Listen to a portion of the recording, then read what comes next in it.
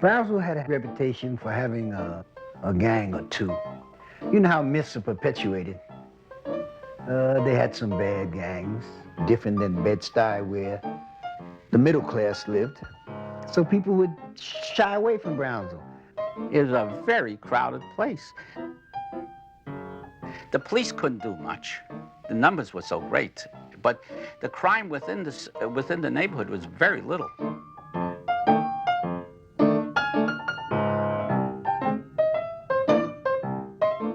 Brownsville, a section of Brooklyn, was a dense mixed neighborhood, a place the newly arrived poor could come to in the 1920s and 30s. New Lots was the station stop. New house lots on what had been farmland a few years before. The last stop on the subway, the place with the cheapest rents. Brownsville was a step on the ladder of upward mobility. Residents moved to better neighborhoods when their finances improved. At the same time, Brownsville was a vibrant community. The community that grew up here was labeled the first American ghetto. Blacks and whites lived here. There were gangs, yet people felt safe. Now, few whites live here.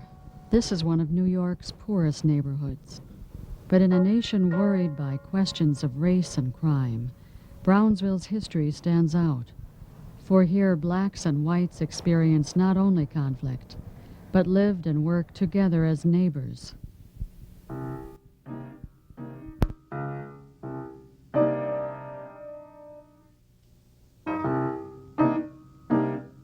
One day I walked in the street and I kicked an ash can over.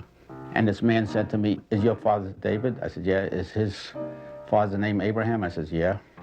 He says, "I know your grandfather from the old country, and he would be real upset to know that his grandson did what you did." Our parents would say to us, "We came to America so you can get an education." Because in Europe, you could not go to a school. Jews were not allowed to go to regular school. Prejudice was assumed. We didn't like it, but we thought this was the ground rules. This is the reality of life, that you're not going to work in a bank and you're not going to work for the telephone company. Oh, we were very aware about not being able to get jobs in places. And we'd try it. There were big ads in the paper about Metropolitan Life Insurance, which was kind of notorious in not hiring Jews. And some of us were tested. I was a persnickety kid. And I'd walk in, and indeed, we were rejected. I mean, we could smell it. We hung out on the milk box because there weren't those huge refrigerators, so you had milk boxes with ice in them, and it was a great place for kids to sit and hang out. And you skated in the street, you bicycled, if you were fortunate enough to afford to have skates or a bicycle, which I didn't. And you listened to the radio a great deal, and you used your imagination, and you dreamed a lot.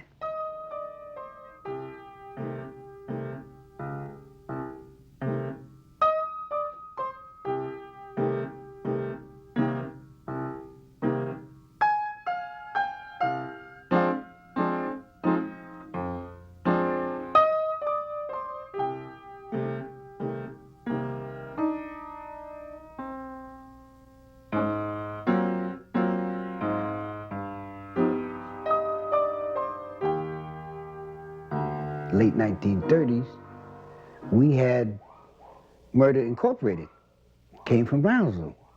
I remember when I was a little boy, I used to see these guys walk around with the big hats and the violin cases, and they had a pool room on Livonia Avenue.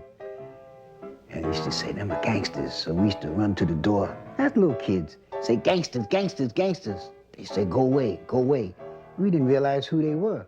It was only years later, after we had grown, we came to find out who they were. They lived right there on Junior Street, in Livonia Avenue, Abe Wells and the Murder Incorporated. Is they would play cops and robbers with us, but we were the robbers and they were the cops. And they would go through the whole thing chasing us, and then they'd catch us, and then they'd frisk us, and then they'd slap us around, but they didn't slap us hard, and then they'd give us money for candy. And some of them weren't very bright, but they were terrible tempers. There was very little crime in Brownsville itself. Everybody looked out for everybody.